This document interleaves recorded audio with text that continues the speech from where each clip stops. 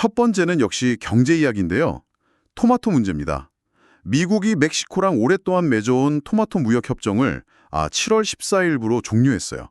이게 바로 애리조나 남부, 특히 노갈레스 지역 경제에 영향을 미치고 있다고요? 네, 맞습니다. 그 결과로 멕시코산 토마토에 이제 17% 관세가 부과되면서 뭐랄까 수입업체들 부담이 확 커졌죠. 누갈레스가 사실상 멕시코 토마토의 미국 최대 관문이거든요. 연간 한 6억 달러 이상이 애리조나를 통해서 들어오니까요. 그리고 산타크루즈 카운티만 봐도 농업 관련 일자리가 11,000개가 넘습니다.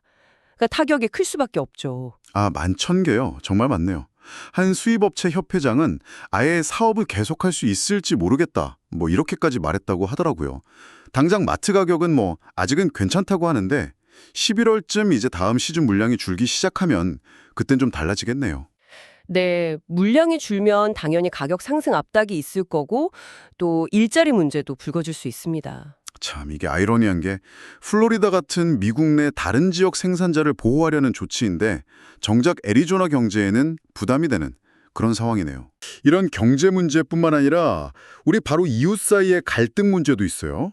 작년에 통과된 카시타, 그러니까 별채 건축법 때문인데요. 건축 자체는 늘었는데 그만큼 이웃 간의 마찰음도 좀 커지고 있다면서요. 네, 맞아요. 원래는 이제 노부모님이나 다 큰 자녀들 살게 하려고 장려된 건데 이게 좀 변질돼서요. 아주 큰 홈오피스나 개인 체육관 같은 걸로 지으면서 문제가 생기는 겁니다. 이웃들 입장에서는 이런 큰 건물이 그 주택 소유자 협회 HOA라고 하죠. 그 규약을 어기거나 아니면 동네 전체 경관을 해친다고 느끼는 거예요. HOA 규약이요. 피닉스나 피오리아에서 실제 그런 사례가 나왔다고 들었어요.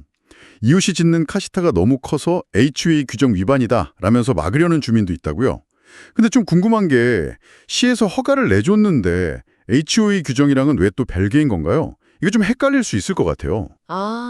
네. 그게 좋은 질문이신데요. 그러니까 시의 건축 허가라는 건 법적인 최소 기준, 안전 규정 같은 걸 통과했다는 의미고요. HOA 규약은 그것과는 별개로 그 커뮤니티, 그 단지나 동네 사람들이 자체적으로 정한 좀 더 세부적인 규칙이에요. 미관이라든지 생활 방식 같은 거요. 아하, 그렇군요. 네. 그래서 변호사들도 주원하기를 만약 HOA 규약에 명시적으로 이런 건 안 된다 하는 금지 조항이 있다면 시 허가를 받았더라도 이웃이 법적으로 문제를 제기할 수 있다는 겁니다. 그래서 입주 전에 규약 확인이 정말 중요하죠. 정말 꼼꼼히 따져봐야겠네요. 혼밥도 오케이 함께 먹어도 오케이 서울마켓 김치 한 입에 행복해 서울마켓 김치 매일매일 맛있는 서울마켓 김치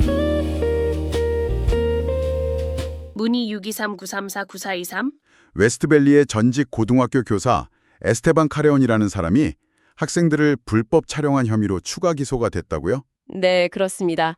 이 교사가 지난 3월에 처음 체포됐을 때는 그 휴대폰 충전기처럼 생긴 위장 카메라를 탈의실에 설치해서 학생들이 옷 갈아입는 걸 찍은 혐의였는데요. 수사를 하다 보니까 이게 처음이 아니었던 거죠. 2017년에 코치로 있을 때부터 여직원이나 다른 학생들을 몰래 촬영한 영상 증거랑 피해자 증언이 더 나온 겁니다. 2017년부터요? 꽤 오래전 일이네요. 네, 그래서 결국 관음증 혐의 17건에다가 불법 감금 혐의 2건까지 추가됐습니다. 미성년자 관련 범죄는 공소시효가 길어서 이렇게 몇 년이 지나도 기소가 가능하다고 하더라고요. 네, 맞아요. 피해 학생들이 나중에라도 사실을 알게 되거나 혹은 용기를 내서 신고할 수 있도록 보호하려는 그런 법적인 장치라고 볼 수 있습니다. 참, 마음이 무겁네요. 이번에는 환경과 야생동물 이야기로 넘어가 보겠습니다.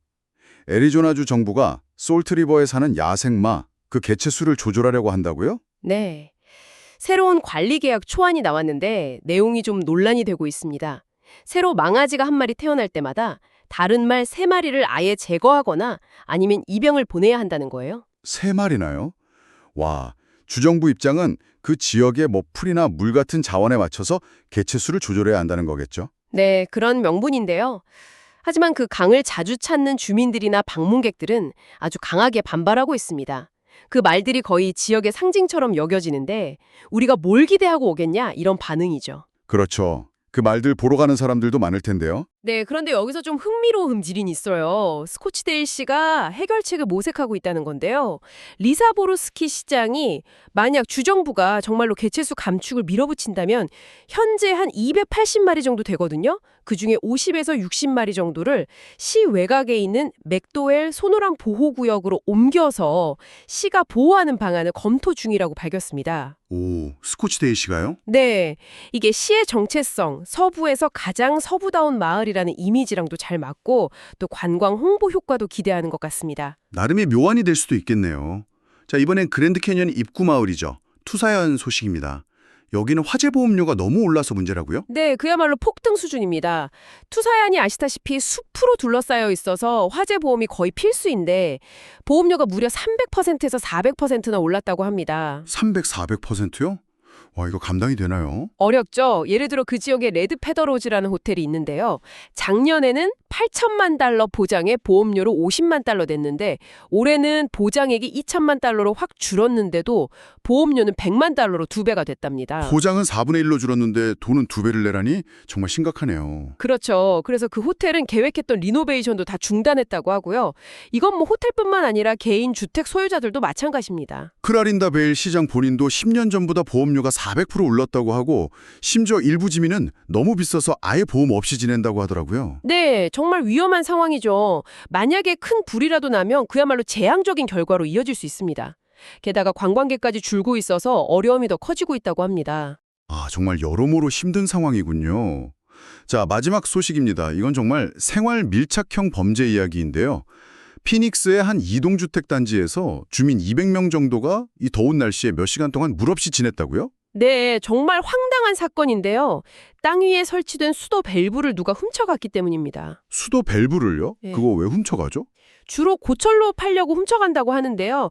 훔친 사람은 사실 몇 푼 못 받는다고 해요. 그런데 이걸 교체하는 비용은 수천 달러가 든다고 합니다. 아휴, 정말 주민들만 고생이네요. 네, 더 큰 문제는 이런 유형의 범죄가 점점 늘고 있다는 겁니다.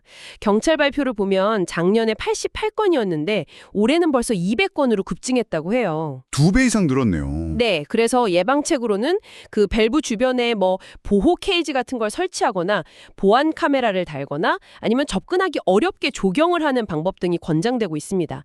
이게 사소해 보일 수 있는 절도지만 많은 주민들의 기본적인 안전과 직결되는 문제죠. 네, 그렇군요.